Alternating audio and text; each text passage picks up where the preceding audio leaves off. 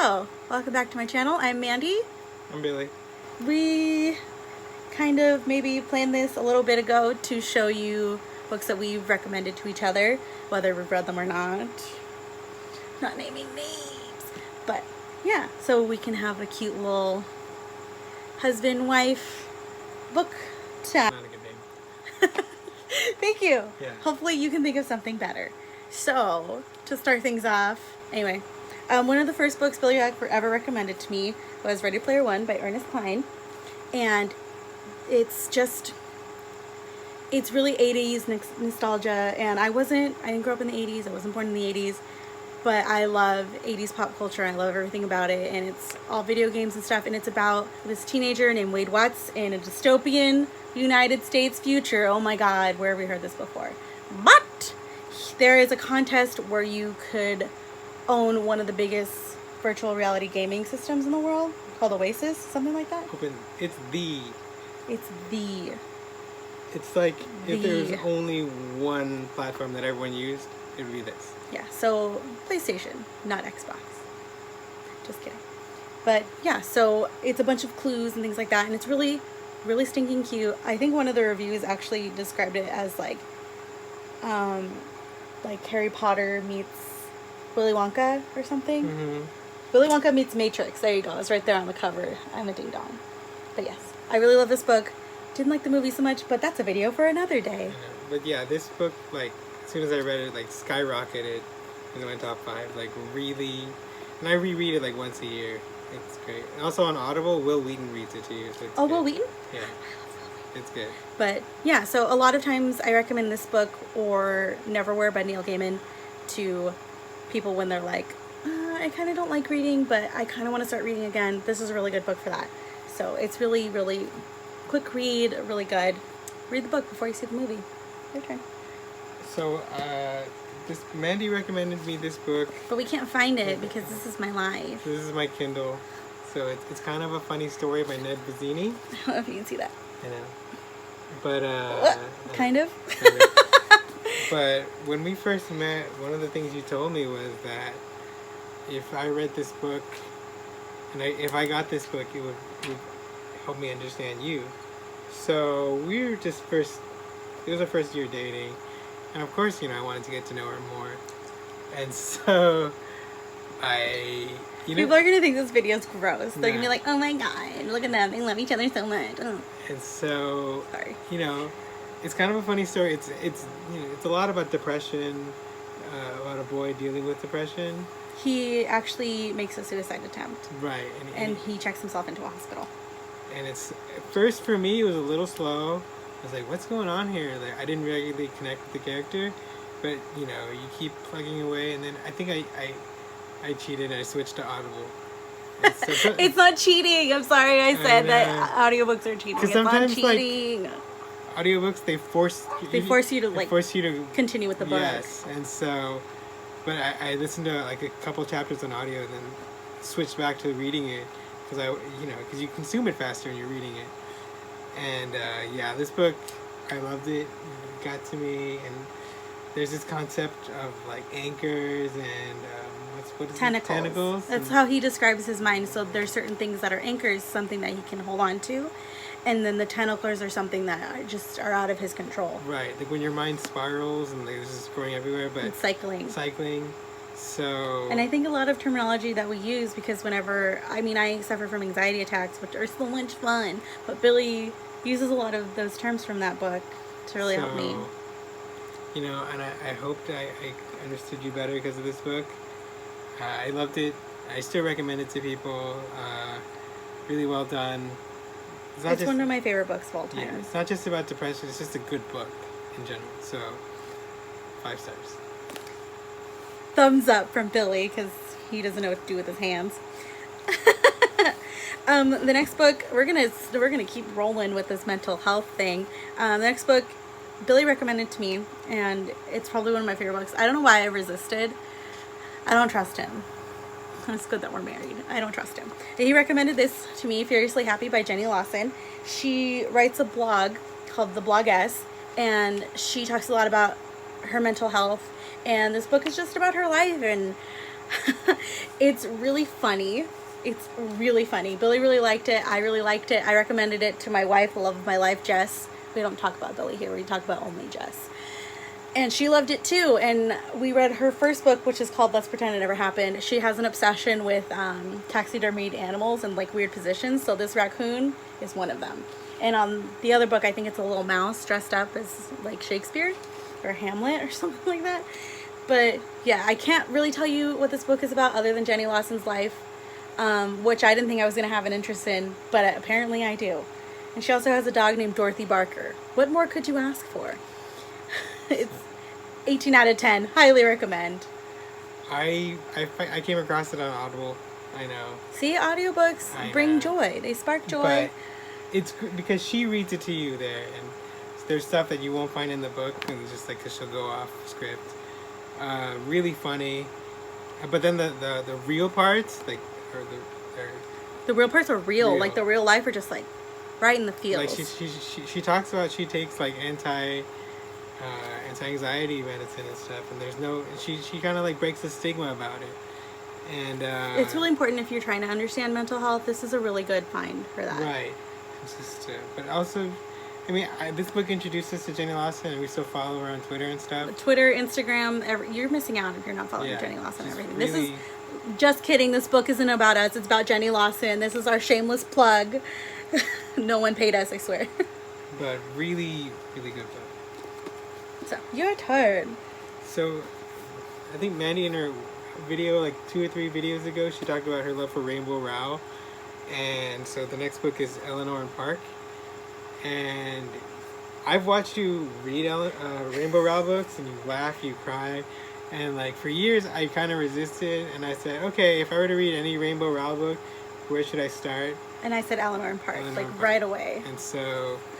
You know, you're the one who actually introduced me to Rainbow Rowell, because he picked up the Fangirl book. And on the cover, it has a girl like writing fan fiction about 2 boys. And he was like... Yeah, I think you would like this. But, so I read it, and I was like, I didn't Audible this. I read this. I sat down in a few days. I found myself super invested.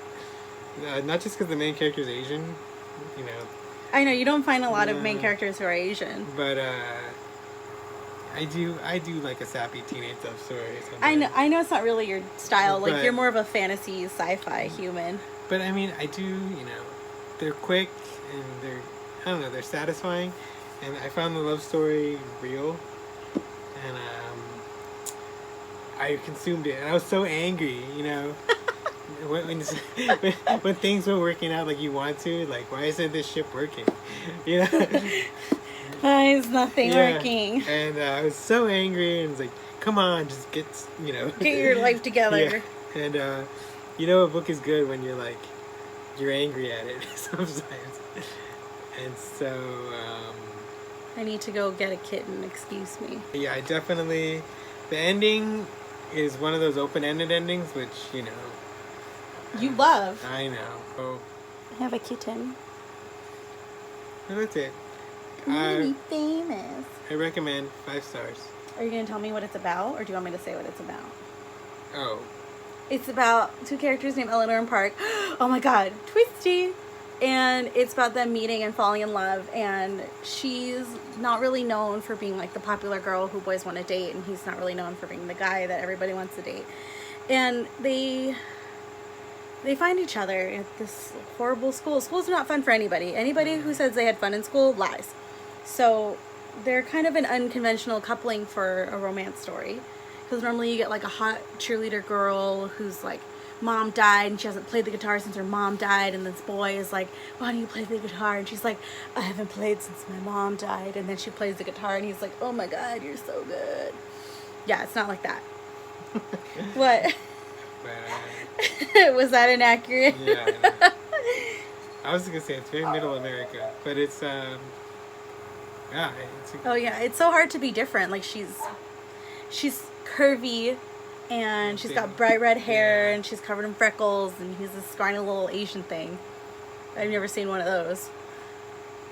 Yeah, he likes like punk rock music, right? Yeah. Which is also pretty unconventional. So, yeah. Highly recommend. So my next book, we're going to talk more about how I fail. You ready for this?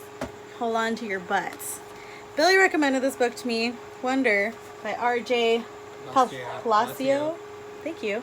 I haven't read it because Billy likes to tell me that it's really, really sad. And I wanted to see it. I wanted to read it before I saw the movie, and I still haven't read it because I'm not emotionally ready.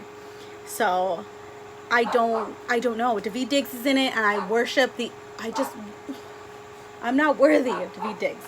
But you can't just go, oh, here's this book, it's gonna be really sad, and then expect me to want to read it. I told you, it's sad, but also so uplifting. Like, parts of it, it just really, it gets you. Like, whoever's read it, like, you get it. You in the back there, yeah, you get it. Like, I mean, I saw this book for years at bookstore without ever, but I was like, I'll start reading it. Yeah, and then we were like, oh, they're making a movie. But maybe we should read even then, like, I wanted to read it before because I saw, like, what is this one eye kid? I didn't get it. And, just one eye. I know. And Mike Wazowski? Is that you? And, like, it's like, oh, goofy kid with problems. But it's so much deeper than that. It's beautiful. I can't. Yeah, it's just, like, again, school sucks, right. and And people like, don't like things that are different. When you get mad, like, reading it, like, you saw me throw the book down one day. Yeah, like, I did. And it's like, I can't take it right now. He cried. Like, he never cries, and that makes me go... It's...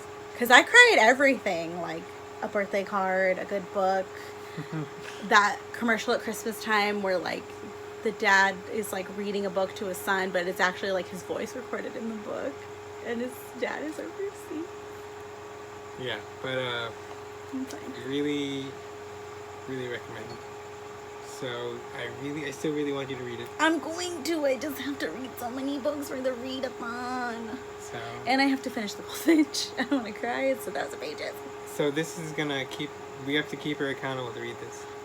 That's so mean. This wasn't allowed. I've been bamboozled. I know. Tomfoolery. Your turn. I know. Well, I've been wanting to read this. I guess it is a book with a series of stories since high school. I mean, it's in book form. It's book. For some people, it was a sign reading, but I never read the Canterbury Tales by Geoffrey Chaucer. I love the Canterbury Tales. And he had it, and he was like, "Do you recommend this?" And I was like, "Hell yeah, I recommend it." So, but really, in actuality, every single book that I recommended to Billy, he's read. So let's just talk about how I'm a trash panda. Now, again, audiobooks, way to go.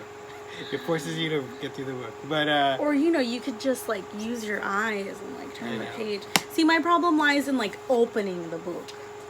But yeah, I've always wanted to read the Canterbury Tales. I don't know what's like holding me back. And I always hear like little things. Oh, ain't nothing holding me back. Yeah. I'm sorry. Like The Knight's Tale, or like I don't want to say The Handmaid's Tale, but like And it's a Handmaidens. The Clerk's Tale, or The Wife of Bath and stuff.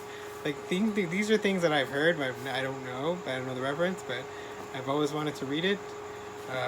This is a bit of a retelling, so maybe it's easier. It's not written in prose. This is what makes it. So you're like, what does that mean? Maybe. Okay, but you want to know how my love for this is completely elevated? They mention it in A Simple Favor. Okay. Which is my favorite movie. If you haven't seen that video. There you go. But, again, this is gonna keep me accountable, so I will. Okay, but you can read like a story a day. I don't know how often I can cry. Okay, that's a lie. I can cry every 5 seconds.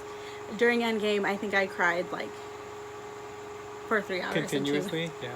And during Rogue One, I had to stop myself crying halfway because I was like, if I keep crying, I'm not going to see the rest of this movie. And I still haven't seen it since. So, not because it's bad, because it's the best one and I'm not emotionally prepared for it. How dare you? Don't come for me. So. But, yeah. That concludes this video. If you guys want us to do more videos together, we're planning a series. I know Billy's a lot of fun. He doesn't think that he is, but he is. We're planning a series soon. We're going to be reading one of our favorite trash books that we've never finished. Speaking of books we've never finished. Yeah, that's hopefully going to come up soon. And yeah. Make those choices. Maybe I need a better sign off. No, that's good. I like it. It's awkward because I never know what to do with my hands. Those aren't, I don't know what those are. You can't even set those to pew. Pew, pew. Pew. Pew, pew. Okay. Goodbye.